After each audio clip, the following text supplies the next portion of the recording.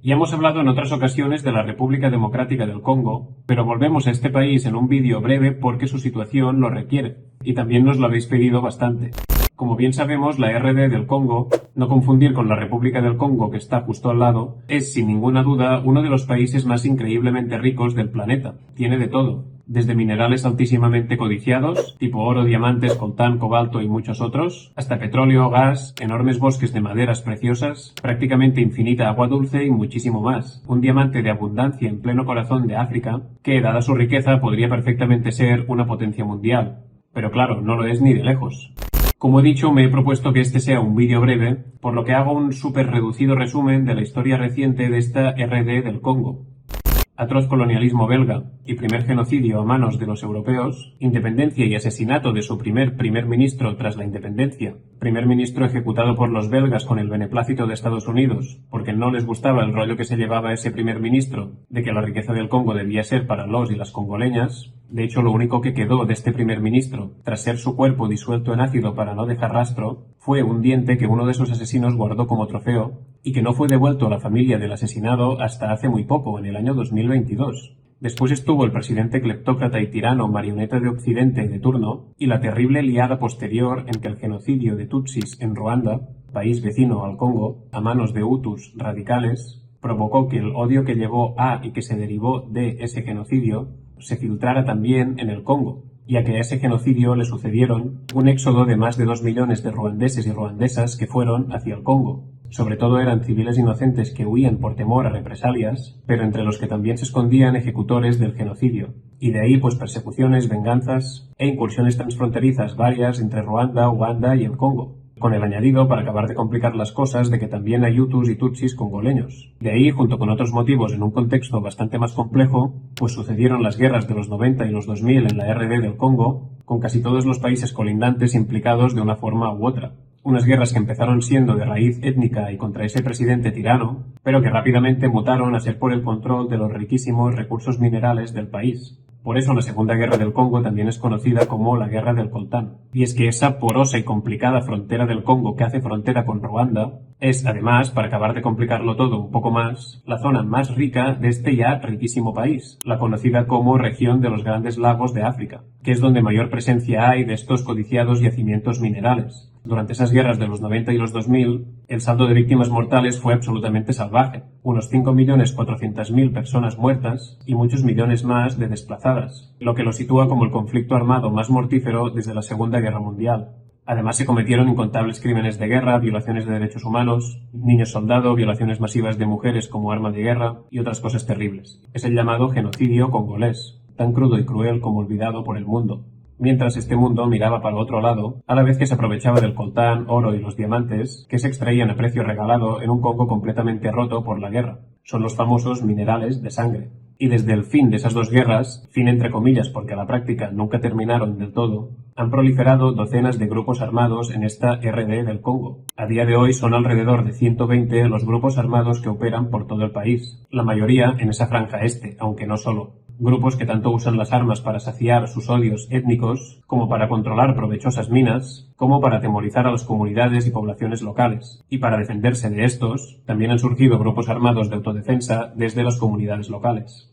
Aprovecho para recordar que este contenido es completamente autogestionado y que se sostiene únicamente con las aportaciones de la audiencia, lo que es muy guay porque nos permite ser completamente libres a la hora de hacer nuestros reportajes e informaciones. Si tú también quieres apoyarnos, puedes hacerlo a través de nuestra página de Patreon, donde además de apoyarnos y ayudar así a que podamos seguir haciendo nuestro contenido, tendrás acceso a los guiones originales de los vídeos, con todas las referencias enlazadas y contenido ampliado. No hace falta que te suscribas ahora, te lo vuelvo a recordar al final del vídeo.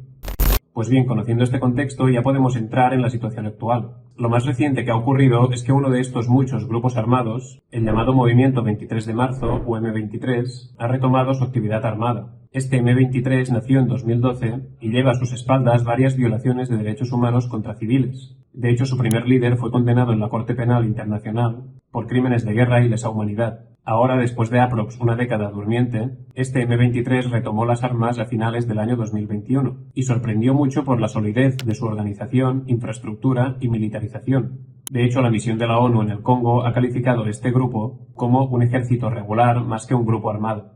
Importante saber que está formado mayoritariamente por tutsis étnicos, lo que le sitúa bastante en sintonía con el gobierno de Ruanda, tutsi. Como he dicho antes, las heridas de rencor y odio derivadas del genocidio de Ruanda siguen abiertas a día de hoy y muy a menudo son instrumentalizadas a conveniencia. Este M23 ha ido ganando terreno y posiciones en los últimos meses en detrimento del ejército oficial congoleño, llegando incluso a tomar importantes ciudades en la región del Kivu Norte. También, claro, se ha hecho con el control de las minas que hay por la zona. Por ejemplo, en febrero de 2023 se hicieron con el control de las minas de coltán de Rubaia. Desde que este M23 ha retomado las armas, miles de civiles han tenido que abandonar sus hogares huyendo de la violencia de este grupo, sin siquiera saber si podrán algún día volver. Cuando hablamos de violencia en esta región del Congo, así en genérico, es como que se desdibuja la realidad y la magnitud de esta. Estamos hablando de saqueos a pueblos y aldeas, asesinatos de civiles, violaciones en masa de mujeres y masacres en campos de refugiados, además de malnutrición, propagación de enfermedades y millones de personas viviendo en la pobreza más extrema. Los compañeros de la Asociación Congoleña Lucha nos dicen que estos episodios no son aislados, sino bien comunes en la franja este del Congo. A día de hoy son 6.300.000 personas desplazadas internas, viviendo en condiciones de extrema inseguridad, insalubridad y pobreza en la RD del Congo. Estos alrededor de 120 grupos armados, que incluyen facciones, escisiones y milicias de diversa índole y tamaño, compiten hoy por el control de las explotaciones mineras, especialmente oro, coltán y cobalto, pero no solo. También lo hacen por el control del territorio, de carreteras y otras vías de comunicación y también de tierras cultivables. Grupos que, como ya hemos dicho, a menudo instrumentalizan rivalidades u odios étnicos para ganar apoyo de las poblaciones. Todo esto además en un contexto de gran corrupción por parte de las instituciones y las fuerzas gubernamentales, y en especial del ejército congolés, que a menudo actúa como un grupo armado más al margen de la ley, con sus propios objetivos e intereses. Esta conducta del ejército es una muestra más de la fragilidad del Estado congoleño, que apenas llega a esas vastas e inaccesibles zonas del este del país, por lo que las regulaciones mineras son inexistentes y en consecuencia el trabajo en las minas es sin ningún tipo de seguridad y muy a menudo con trabajo forzado y trabajo infantil. La principal fuente de financiación y por tanto de supervivencia de estos grupos es el control y la explotación de las minas, pero también la extorsión, secuestros, checkpoints en las carreteras para hacer pagar peaje a los civiles, cobros de impuestos a la población, además, claro, de recibir financiamiento por parte de países o empresas multinacionales, que también ocurre, por supuesto. Cuando se habla de la RD del Congo, a menudo se menciona la inercia que llevan el conflicto y la violencia en este país. Una inercia que se explica en que ha sufrido despojo y expolio durante muchísimas décadas, por lo que en consecuencia ha sido sumido en una pobreza perenne, por lo que la población civil tiene muy escasas vías de subsistencia, si es que las tiene, y las continuas violencias, escaramuzas, saqueos y desplazamientos forzados han destrozado pueblos, familias y comunidades enteras, algo que, junto a la abundancia de armas en esa zona, la normalización de la violencia y los traumas y o deseos de venganza, hacen que muchos civiles, especialmente hombres y adolescentes, claro, pues no encuentren su sitio fuera de las armas y acaben yendo o volviendo a ellas, que además es, claro, donde pagan mejor y les da además pues una sensación de poder, estatus y seguridad. Esa es la inercia del conflicto que lleva décadas moviendo la República Democrática del Congo. Respecto al M23, el grupo que está cobrando en los últimos meses mayor importancia, está bastante confirmado que recibe fuerte apoyo de Ruanda, lo que explicaría el gran salto que ha dado recientemente en organización y militarización. La resolución de la ONU del pasado diciembre de 2023 afirma contundentemente que se ha constatado el continuo apoyo de las fuerzas de defensa de Ruanda, es decir, el ejército ruandés, al movimiento 23 de marzo, y expone varias pruebas de ello. Estados Unidos y la Unión Europea, por su parte, juegan a la ambigüedad, como hacen muy a menudo. Por un lado condenan el apoyo de Ruanda al M23, pero por otro siguen llegando a acuerdos con este país. Bueno, y los civiles congoleños dicen que incluso hay soldados estadounidenses, junto con los soldados ruandeses que apoyan este M23. Dentro vídeo.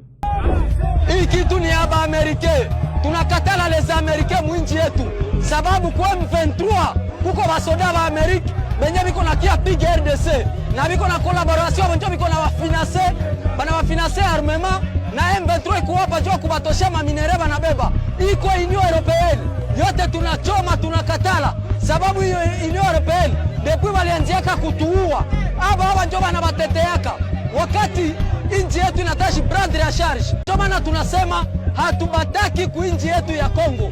Tunaambia Felix Tshisekedi na guvernema yake baweze kukimbiza ambassadeur ya Union Européenne tunasema waweze kukimbiza ambasada ya Etazini, hasuitaki nchi yetu ya Kongo, sababu hapa ndio wanatutesa, hapa ndio wanaharibisha nchi. Como ves, lo tienen clarísimo. Y es de hecho perfectamente conocido que históricamente empresas e instituciones ruandesas han saqueado sin piedad el este del Congo. Según un reciente informe de Global Witness, en el año 2013, el 90% de las exportaciones minerales de Ruanda eran de contrabando, lo que significa que eran minerales saqueados a la RD del Congo, por lo que está bastante claro cuál es el interés de las élites de Ruanda en financiar un grupo armado, en este caso el M23, que mantenga la inestabilidad, violencia y conflicto en el Congo. Este mismo informe de Global Witness asegura que en las minas del este del Congo sigue habiendo hoy trabajo forzado. De hecho, dice que, al menos en una de las minas que investigaron, ese trabajo forzado ni siquiera era pagado, por lo que podemos hablar, por tanto, de trabajo esclavo. Y también habla el informe de presencia de trabajo infantil.